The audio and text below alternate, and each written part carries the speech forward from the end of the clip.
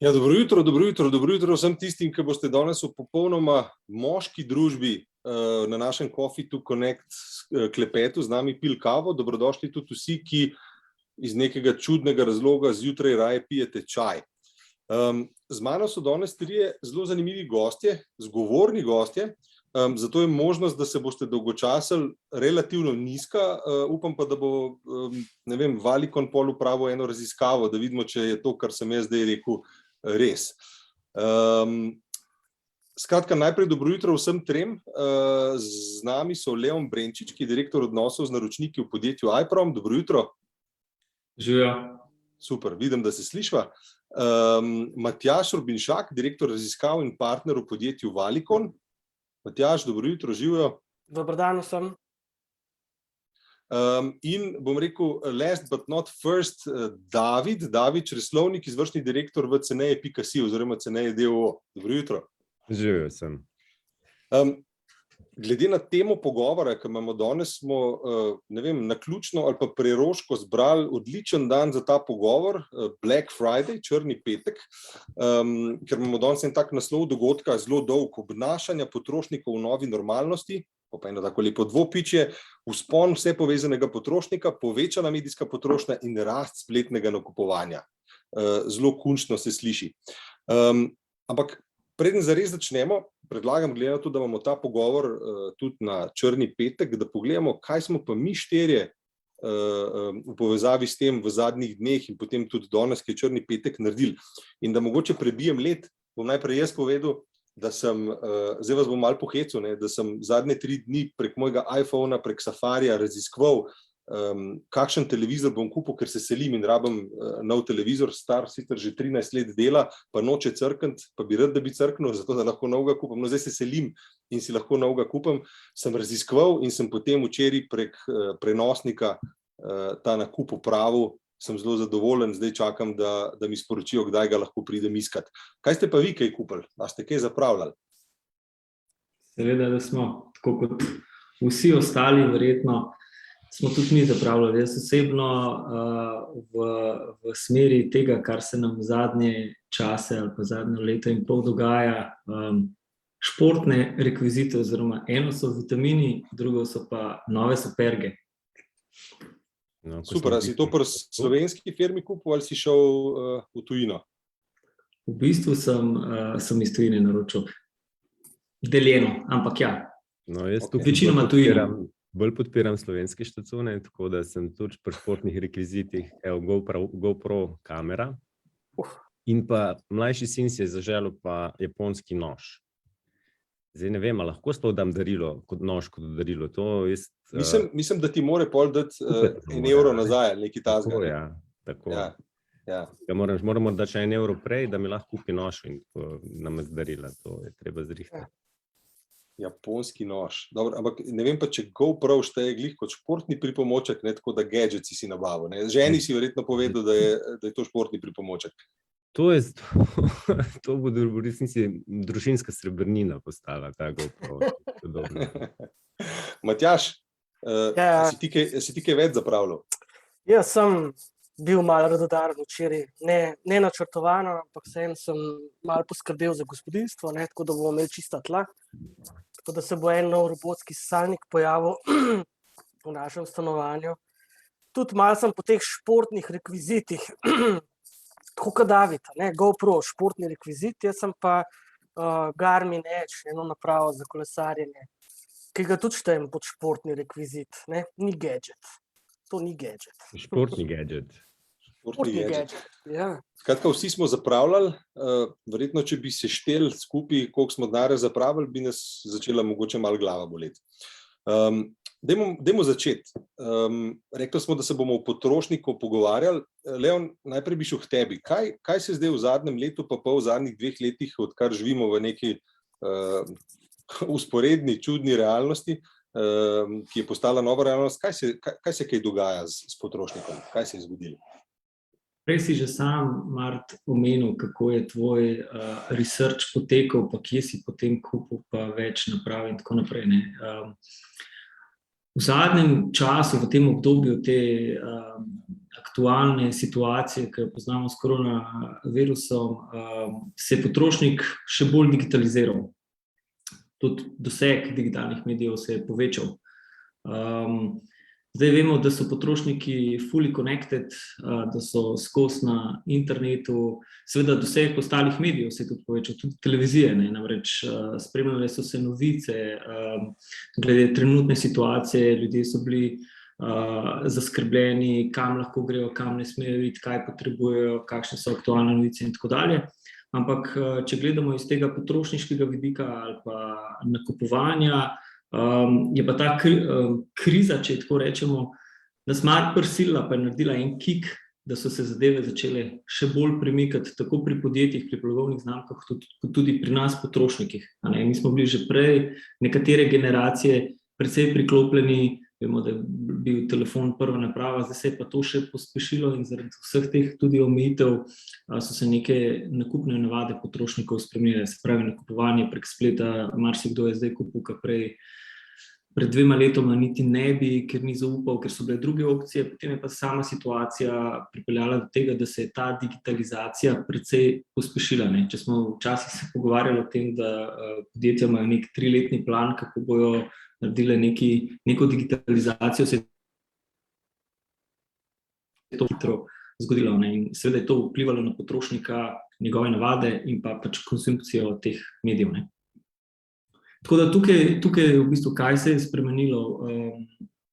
Vedeli smo, da to prihaja, precej počasi se v preteklosti to dogajalo, potem pa kar naenkrat tudi te videokoli, četi in tako naprej, vse je to zaživelo, home office, stvari, ki si jih prej nismo predstavljali, da so mogoče so se kar naenkrat zgodile. Matjaž, tukaj, če malo poveš več o tem, kaj v bistvu ste prvali, ko ste spremljali te zadeve, pa situacijo, pa valovanja. Mogoče, oprosti, Matjaž, pred nadaljuješ, pozabil sem, vsi, ki nas gledate, zdaj na tem Zoom webinarju, vljudno vabljeni, da postavite vprašanje. Gospodje bo verjetno z veseljem odgovorili, tudi vsi tisti, ki nas na Facebook Live gledate, lahko spodaj v komentar kaj napišete, bomo gledali, če bo vprašanje super, ga bomo postavili, če ne bo, se bom pa odločil uredniško, da ga ne bom. Matjaž, izvoli. Ja, mogoče bi nadaljeval zgodbo Leona, ki je neko splošno opažanje, kaj se z nami dogaja zdaj v času korone. Je pa pomembno poudariti, da se skozi sprašujemo, kaj od tega bo ostalo, katere navade nam bojo ostale, kako, v kakšnih oblikah nam bojo ostale. Mi zelo radi, pa zelo veliko govorimo o enem pojmu, ki se mu reče nova normalnost. In nova normalnost je nekaj, kar pomeni, da način ali pa kako živimo, kako bomo živeli, je pač nekaj povsem normalnega. Ključno pri tem je pa, da mi, ko živimo novo normalnost, pozabimo oziroma ne opazimo, kje smo se točno spremenili. Zdaj, druga lastnost, ki je pa dosti specifična za to COVID situacijo oziroma to krizo v zadnjih 2 letih, ki jo doživljamo, je pa, da stvari prihajajo v valovih. Epidemiološka slika je, pač vemo, ves čas govorimo, da smo imeli 3 ali pa 4 valove epidemije. Potrošniki pa zelo podobno reagiramo na drugi strani. Sicer ni to ista slika kot epidemiološka, ampak gre za to, da potrošniki reagiramo, začnemo pretiravati, tudi najbolj smo pretiravali takrat marca, aprila 2020, ko se vse skupaj začelo, smo bili previdni, na cesti ni bilo nobenega, res smo se držali. Potem je ta zadeva malo začela bledeti, vsak val so bile te reakcije malo bolj umirjene. Zdaj pa kam reagiramo? Ko so se situacije zaostrovale, smo se bali za naše zdravje, pa smo se obrnili proti družini, pa tej varnosti, pa zdravstveni, družbeni varnosti. Ko pa so se zadeve sprostile, smo pa šli v live. In tudi smo 2 poleti dejansko tako preživeli, smo imeli v Sloveniji, Slovenci, kakor toliko srečo, da smo imeli relativno dobro izpolnjene počitnice, ampak takrat smo se malo razpustili. In zdaj je tisto vprašanje, kaj je od teh navad, ki nam jih je recimo COVID vsilil, v tem času pa jih je nekaj časa držal, bo ostalo. Obstajajo neke teorije, ki govorijo o tem, da nekje okoli 66 dni rabimo v povprečju ljudje, da v bistvu povzamemo nove navade. da se jih navadimo, ne, da postanejo del naše rutine, kot bi temu človek rekel. Zdaj, če seštejemo vse dni trajanja te epidemije ali pa reakcije potrošnikov, bi lahko rekli, da smo bili večkrat na tem nivoju. Zagotovo stvari se bodo spremenile in so se tudi že, kakšne stvari tudi ne opazimo. Zdaj, ta digitalni razmah je eden od teh efektov, ki so se zgodili, ampak moram pa reči, da vsem, ko gledamo trende od prejšnjih let, zgleda, da naprej normalno narašča vse skupaj, ne? Tako da se ves čas sprašujemo, kaj zdaj je bilo prej kura ali jajce, ne? Ampak še vedno dejstvo je, da digitalizacija je tukaj, bili smo doma, veliko več smo medijev spremljali, veliko bolj intenzivno smo bili na internetu, spletno nakupovanje, pridobivanje frekvenci strašno, strašno veliko, nove kategorije vstopajo, mislim, da bo David o tem lahko kaj več povedal, ampak mislim, da fashion je kategorija, ki je v zadnjih 2 letih konkretno vstopila v Sloveniji v ta prostor e-commerce in se je uveljavila na polno. Pričakujem pa, da v prihodnjih letih bo tudi ta FMCG oziroma izdelki vsakodnevne porabe, kar se tudi že zdaj pozna, ampak pač obseg še ni tak, da bi to zaznavno vplivalo na navade v spletnem nakupovanju, ne? In pa seveda naročanje hrane na dom. To pa zagotovo vsi tisti, ki živijo v urbanih središčih, so to ne samo opazili, tudi izkusili in po domačem se navlekli. Bil je tudi velikrat lifesaver, ne? Zanimivo mi je, ne, praviš, da moda je na prvem mestu, vem, da veliko ljudi kupuje, meni je to nenavadno, jaz recimo oblačil prek spleta ne morem nikoli kupovati, medtem ko sem vso belo tehniko in vse, ki se selim, sem kupil prek spleta, je pa žena rekla, ja, ne bova šla pogledati, kako pečica zgleda, pa to se rekel, pa se vidiš te slike, ne rabim, ne. Ona si pa oblačila lahko kupi na netu, ki si jih jaz ne morem. Ampak eno drugo vprašanje, oziroma podvprašanje tukaj zanima me, kako se je zdaj v koronskem času spremenila, če imate ta podatek, struktura, bom rekel, starostna struktura, pa neka demografska struktura ljudi, ki kupujejo, ne? Kdo so bili to prej in kdo se jim je pridružil zdaj v tem koronskem času in kdo zdaj trenutno prednjači, kdo so tisti, ki največ kupujejo prek spleta in kaj kupujejo, dobro, rekel si, fashion in to. A imamo kaj teh podatkov? Ja, imamo, zdaj preden bom Davidu predal po mojem, kar se tiče e-commerce, zagotovo je on avtoriteta tukaj med nami, ampak kar se tiče podatkov, smo opazili, da v zadnjem tem koronskem obdobju so prišli novi uporabniki, to se pravi novi kupci, so se pojavili, ne. Mi smo že prejšnja leta gledali, da obstaja neka zasičenost, ne, v Sloveniji. Zdaj, med uporabniki interneta je penetracija spletnega nakupovanja že tako visoka, da smo začeli razmišljati o tem, da to nima več kam rasti, ne, po številu uporabnikov, seveda, kupcev, ne. Načeloma smo vsi vpleteni, tudi Sursovi podatki kažejo v to smer, ampak še vedno se je v zadnjem letu pač zgodila ena zadeva, ki se je pač mogla zgoditi, ne, ker ena ciljna skupina, ki mogoče je bila malo manj vpletena v to, in to so recimo starejši, oziroma mi gledamo bolj generacijsko, baby boomerji, to so danes stari nad 55 let, ne. So še aktivni, ampak dosti jih je pa že upokojenih, ne.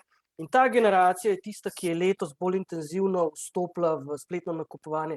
Tukaj se je največ novih uporabnikov pojavilo in zdaj na splošno med vsemi smo pa zaznali, da se je pa povečala frekvenca. Predvsem to, da ne vem, mesečno je vedno več, v povprečen posameznik vedno več nakupov v enem kvartalu opravi prek spleta. Tako. Kar se tiče pa mogoče, da malo še refleksije na tisto tvoje prej, zakaj fashion number one in tako, katera kategorija je prva, vedno je odvisno od tega, kako jo definiramo, ne, in kaj noter vključimo. Zdaj, pa jo gledamo vrednostno ali po številu nakupov, ne, jaz vidim, pa ocenjujem, ne, da vrednostno še vedno je elektronika največja kategorija, ne. Zato, ker tudi tam so zneski, povprečni znesek nakupa je v povprečju dosti višji, kot pri fashionu, ne. Košarica je pač pa višjo vrednost. Če kupimo pralni stroj, to ni isto, kot če kupimo neko bundo ali pa kavbojke, ne. Kar temo mi vsi štirje, ki smo zdaj za Black Friday stvari nabavljali iz tehničnega tega.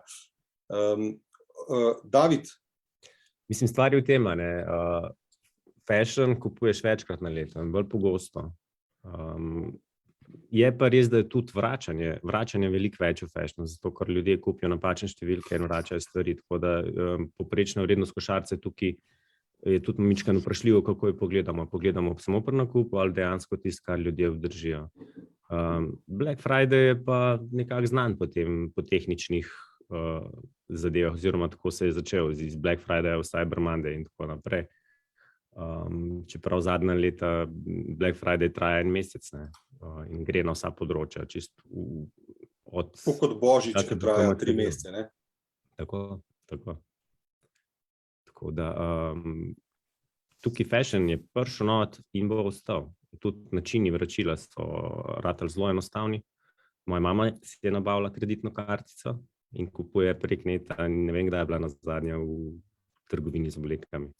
Ker ko enkrat ugotoviš, koliko je enostavno prek neta nakupovati in koliko je enostavno vračati stvari, koliko si zaščiten, je to težko greš nazaj. Ne? Gotovo se zdaj ljudje vračajo počasi v fizične trgovine in tukaj imajo, recimo, prej smo se samo na uporabnike fokusirali, kako so se oni dejansko digitalizirali. Tukaj imamo še drug vidik, ne? Kako so se trgovine digitalizirale, kako so oni digitalizirali svoje procese, kako so se pripravljali na to novo normalnost, kot je Matjaž prej omenil. In v tem trenutku je omnichannel nekako pravi pristop. Na začetku korone so imeli težave tradicionalci, kako spraviti svojo ponudbo na net, ne? Zdaj imajo pa pure online playerji težave, kako ljudi, ki se vračajo v trgovine, kako jih spraviti nazaj k sebi na spletne strani. A se vračajo? A se vračamo? A je to nekaj, kar se bo zgodilo v tako velikem obsegu kot prej? Jaz mislim, da se nikoli ne bomo vrnili na stari nivo, ne? Ampak nekako v tem trenutku vsaj podatki za Anglijo kažejo, da naj bi bilo tako rast, ki je zdaj v Angliji, mislim, da imajo 36% penetracijo, 36% stvari se proda prek neta, ostalo pa na tradicionalen način in ta rast je v naslednjih 4 letih predvidena mogoče še za 1% točko. Mogoče je tukaj convenient za povedati, oprosti Matjaž, v bistvu prej sem omenil, ko si Martin na začetku razlagal, kako si raziskoval, pa kje si kupil, ne?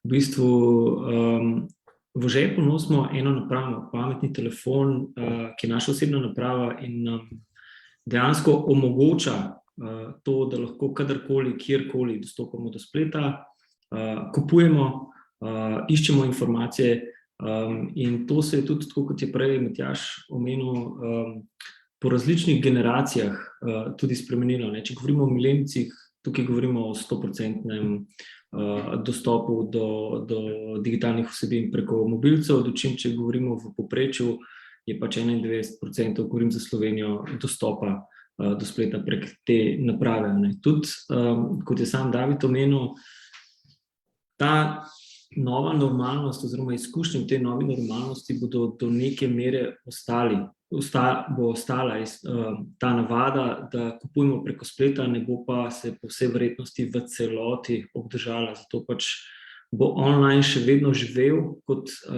nakupovanje preko onlinea. Informacije že zdaj iščemo na spletnih medijih, kar se je pa tudi spremenilo, pa konzumpcija drugih medijev.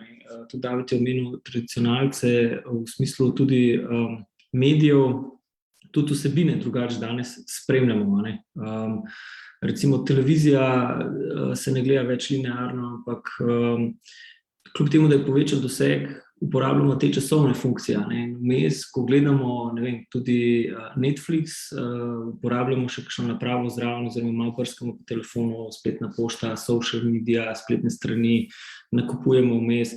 Se pravi, je zelo razgibano in pač potrošnik, ki je navajen nekih novih načinov, bo po vsej verjetnosti, če mu je to lažje in bolj priročno, tudi kot je David omenil, glede teh vračil in kupovanja, bo neke te navade obdržal tudi v prihodnje. Jaz osebno tudi delno kupujem oblačila prek spleta, kje zadanem boljš, kje slabš, ampak je tak spet convenient vračila, ta lahkota, pa ta te stvari precej vplivajo, kot pa da bi recimo šel zdaj v eno trgovino pa tam probal in tako dalje. Sploh v tem času, ko smo še vedno rezervirani, pa malo bolj gledamo na zdravje, v končni fazi, tako kot sem prej rekel, zdaj se vsi malo bolj športom tudi ukvarjamo, ne, skrbimo za imunski sistem pa za zdravje in tako naprej, ne.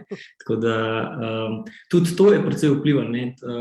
V začetku korone vemo, da so bile kar težave, ko so ljudje kupovali fitness pripomočke, športno opremo in tako dalje, ne. Se pravi, se tudi tle Veliko pohodov spremenilo, ne. Tudi to, vsi so ratali planinci, pa tekači, pa fitness naprave doma in tako dalje. Lahko Mislim, da tam eno pripomba. Lani pozimi je bilo v Nemčiji prodanih več kompletov za turno opremo, kot na klasičnih smučih. Ja. Ko so bila smučišča zaprta. Jaz sem se pogovarjal z enim ponudnikom, velikim ponudnikom te pohodne opreme, ne bom zdaj rekel kdo, in je rekel, da jim je eksplodiralo posel, ne, kar se tega tiče. Leon, mogoče eno vprašanje bi še zate imel, kako se je pa zdaj v zadnjih 2 letih spletno oglaševanje tudi kaj spremenilo? So oglaševalci kaj svoje strategije spremenili, prilagodili? Ja, definitivno. Predvsem v bistvu to, kar sem prej omenjal, spremembe pri nakupni poti pa digitalizaciji potrošnikov, temu so sledile pač tudi blagovne znamke in njihove investicije.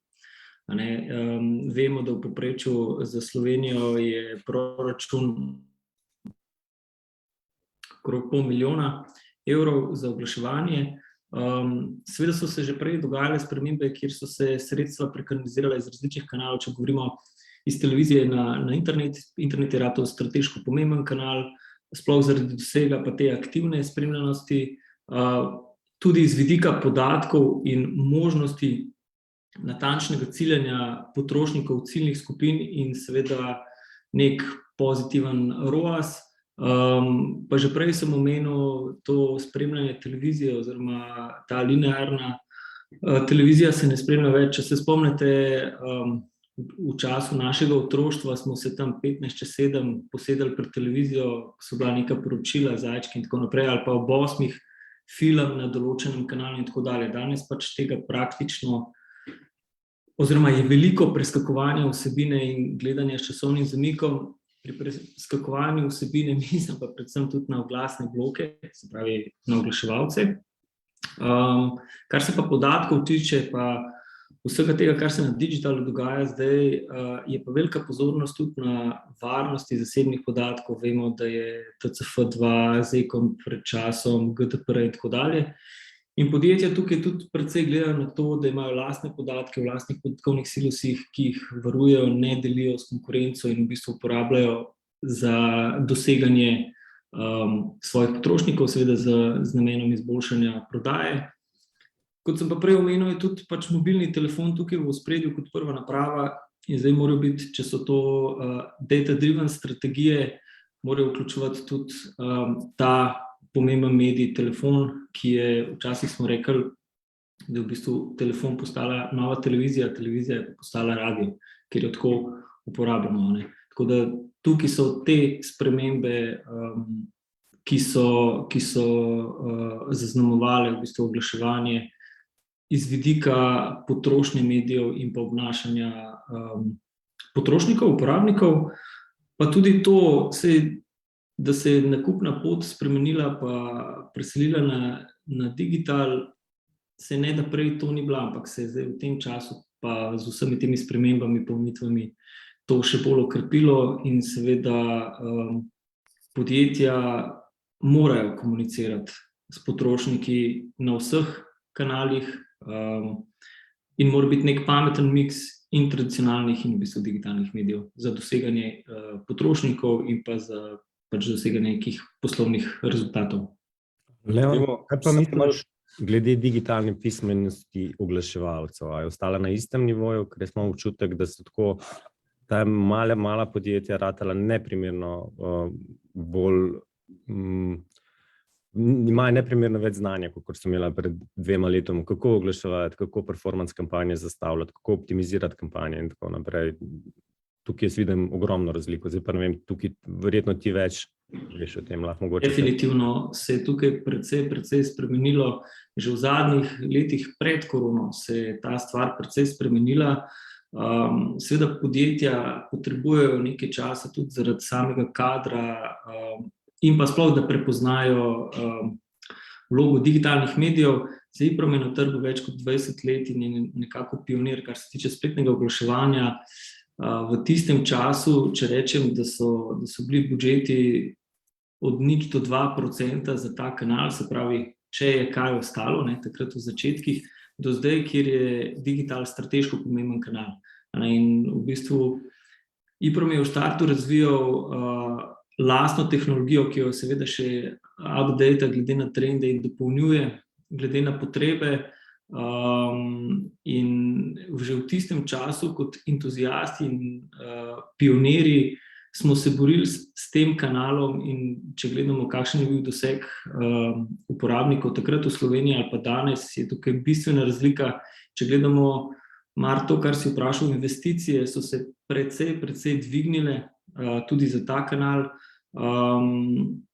Moram tudi povedati, da seveda je social media precej v vzponu, kar pa ni nujno potrebno. To je pač nek trend, ki je že nekaj časa prisoten. Moramo povedati, da je komuniciranje na social media v dopolnjevanju z ostalimi oblikami oglaševanja, kot je display, in pa seveda nek iskalni marketing glede na nakupno pot. Sama kombinacija teh kanalov je ključ do nekega uspeha, s tem, da se tudi na social media precej hitro spreminjajo stvari. Če govorimo zdaj o influencerjih, ki so kot neke zvezde, ki predajajo sporočilo, bile včasih, danes so to bolj kreatorji zgodb. In seveda, če želijo marketingaši ali podjetja razumeti ta kanal, potrebujejo usposoben kader, potrebujejo ljudi z znanjem, zato da lahko v končni fazi handlajo vse te kanale in pa v bistvu poznajo metrike in vejo, v katero smer iti. Če pa potrebujejo pomoč, pa smo seveda tudi agencije tukaj na voljo za pomoč. Je pa res, kar sploh ni reklama.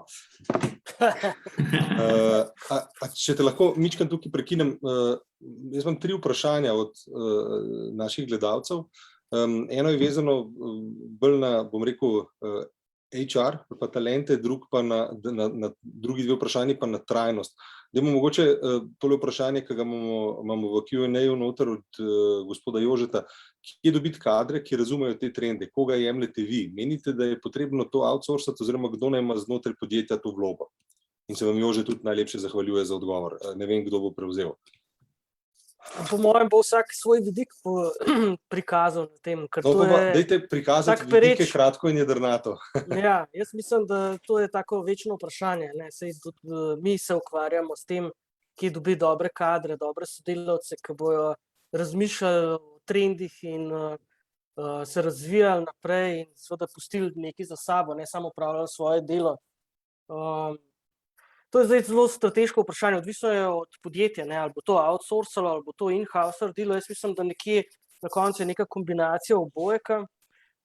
Sem pa zelo zagovornik, pa mogoče sem malo pristranski, zato ker prihajam iz tega pola, ampak še vedno sem zagovornik, da strokovnjaku prepustiš pač določene naloge, in se mi zdi, da je bolj smotrno in na koncu ceneje določene stvari outsourcati. Tako kot to, kar dela IPROM, jaz mislim, da če se sam tega lotiš, boš dolgoročno veliko več denarja noter zmetal, ker bi ti IPROM za to oddelal, ali pa ceneje, čeprav se na prvi pogled pač zgleda to dražje in vzame več resursov.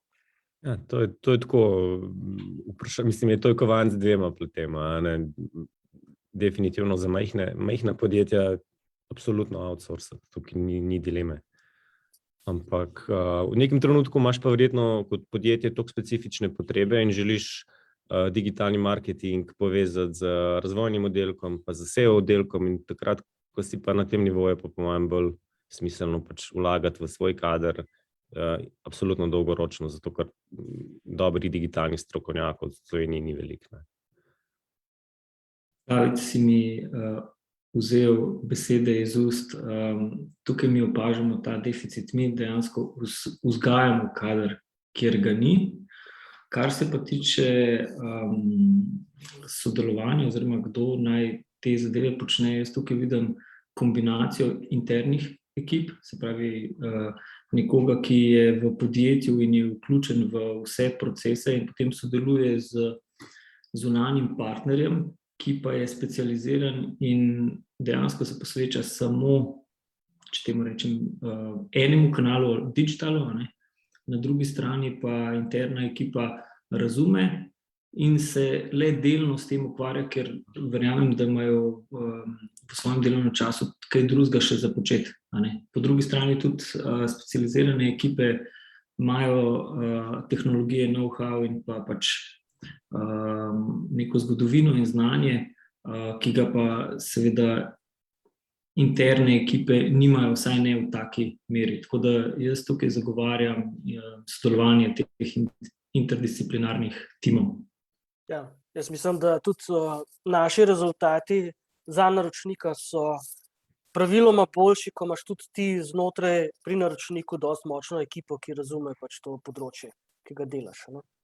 Kje pa dobiti te kadre, začetno vprašanje, to je pa precej težko. Vsi imamo verjetno težave s tem. Million dollar question. Million dollar question je.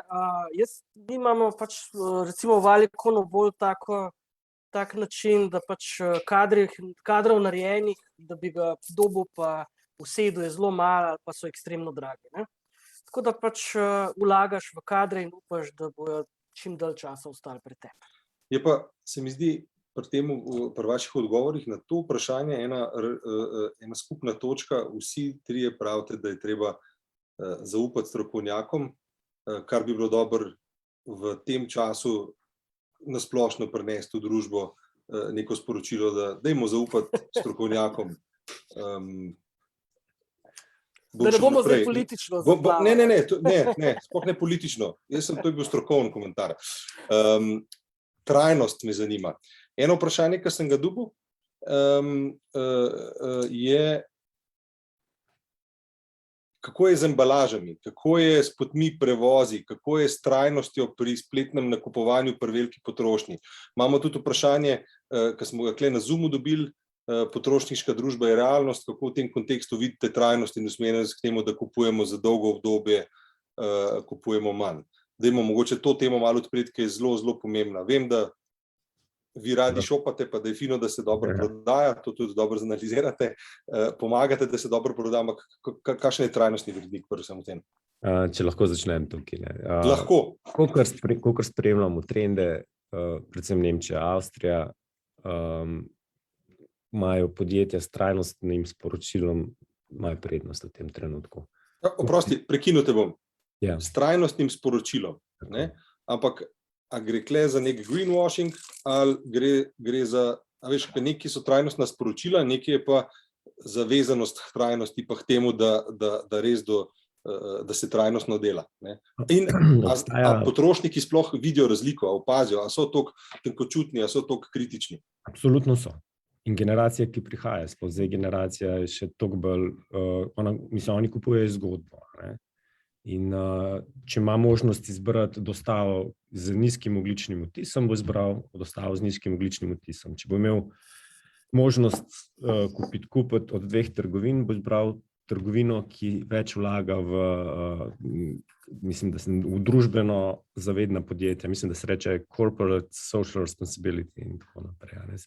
Tukaj je zelo močen trend v zahodnji Evropi in trend je močen zaradi uporabnikov, ne iz druge strani.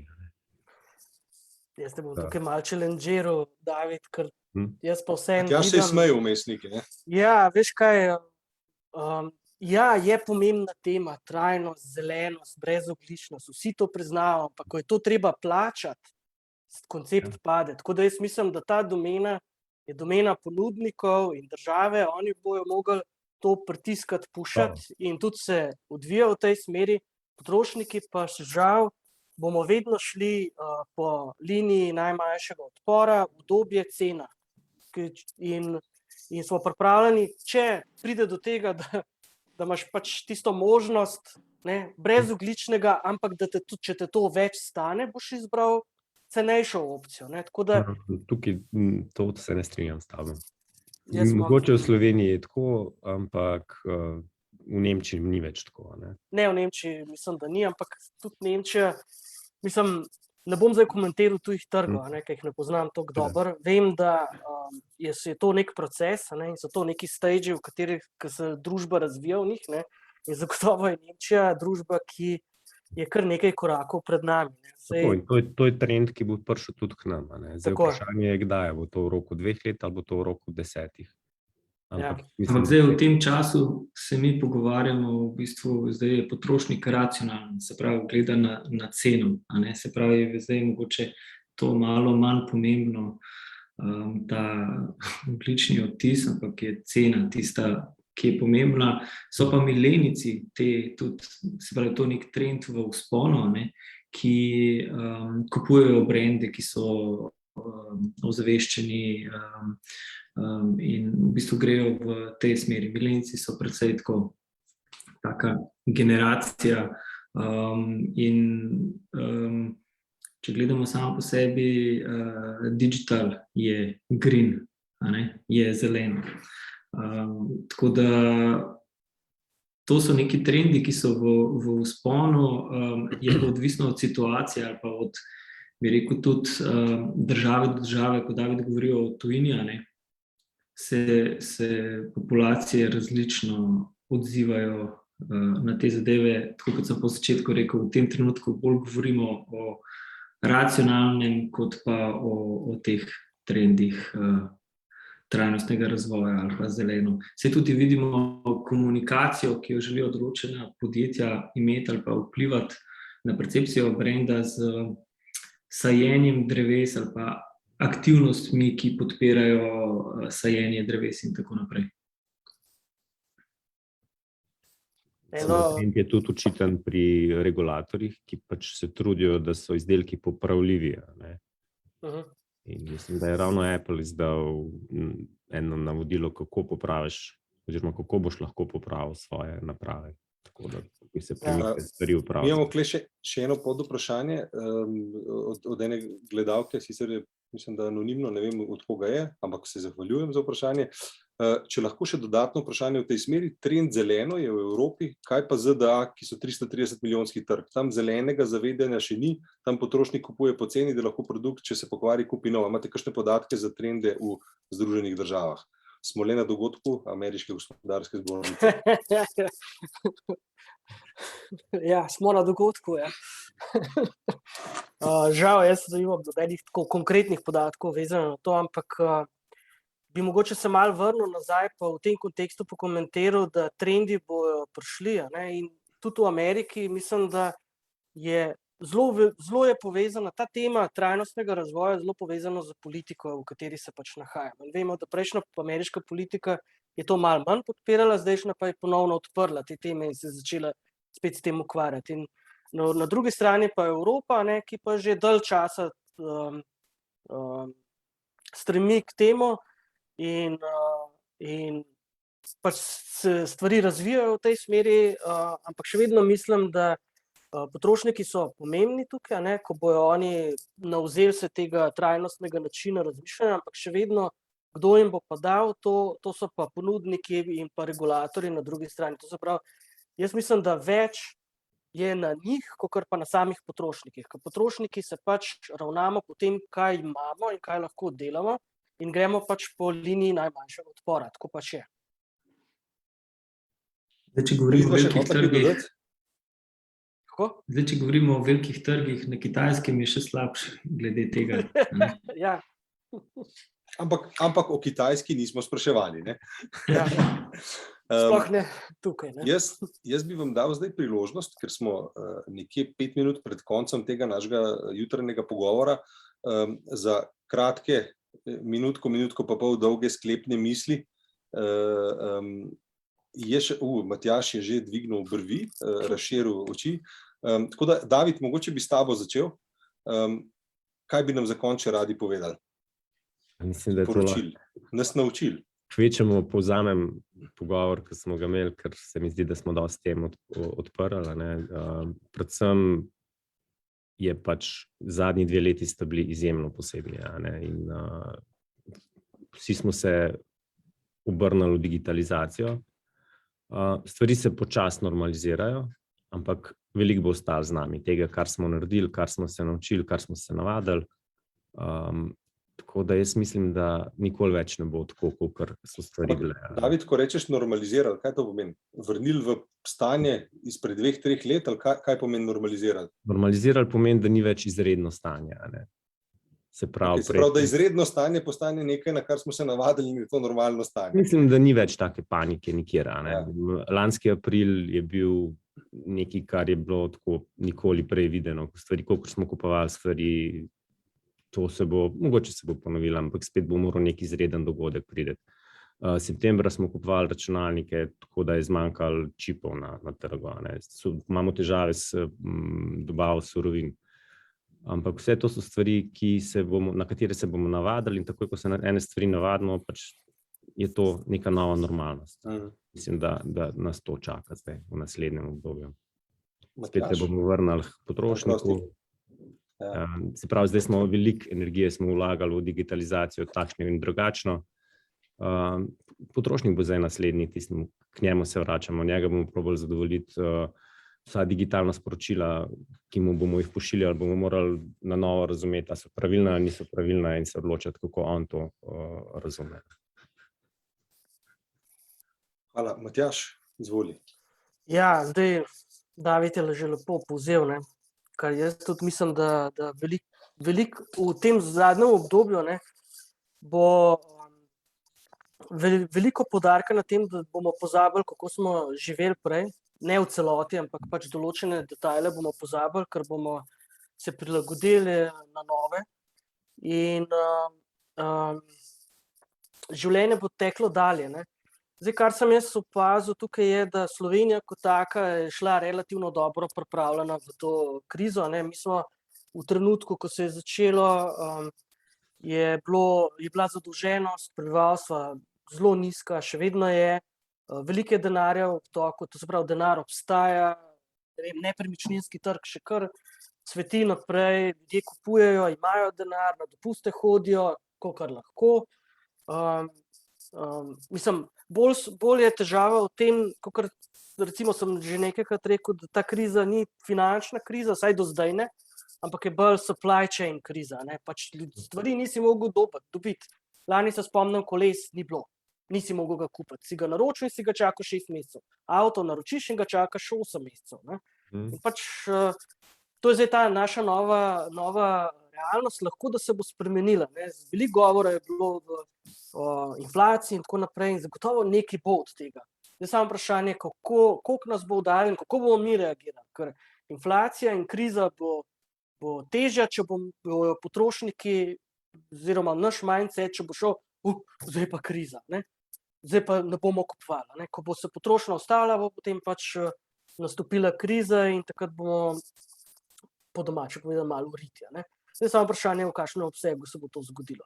Jaz upam, da ne preveč, je pa fajn, smo videli, da nas vsake toliko časa malo strese, kako se kakšne stvari spremenijo, ker drugače se ne more spremeniti.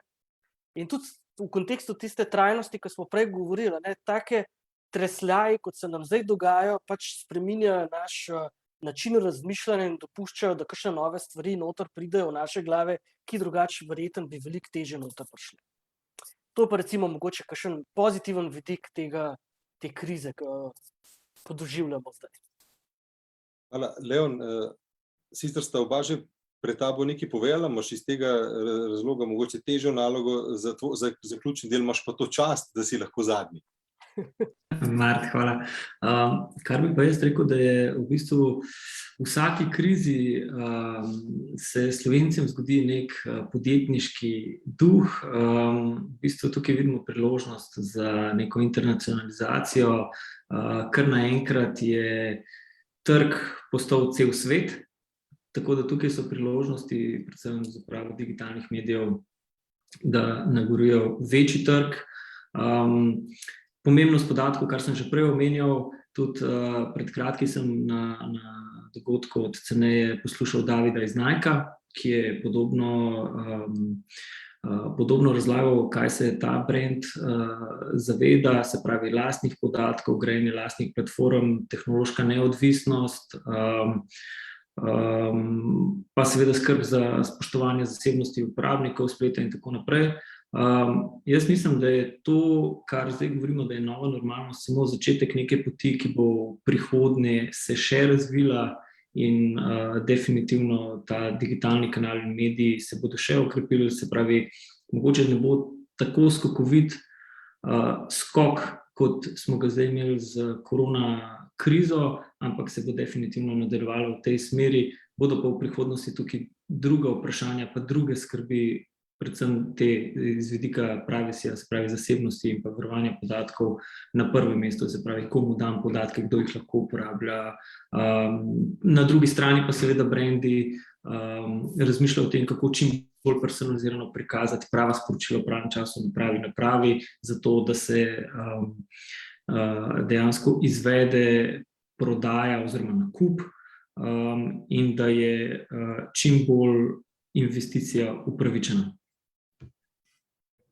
Super, pridni smo bili, na uro smo končali. Upam, da smo vam vsem, ki gledate, dali kar nekaj zanimivega vpogleda v temo pogovora. Moram pa jaz zdaj zaključiti v duhu črnega petka, nujno. Verjetno Matjaž pa David, videl oba vesta, da je iProm že nekaj časa član MČM Slovenija. Prej smo govorili o črnem petku, ne? Govorili smo o Cyber Mondayju, ne? Vam moram povedati za eno novo stvar, ki obstaja, reče se jim Membership Tuesday, ne?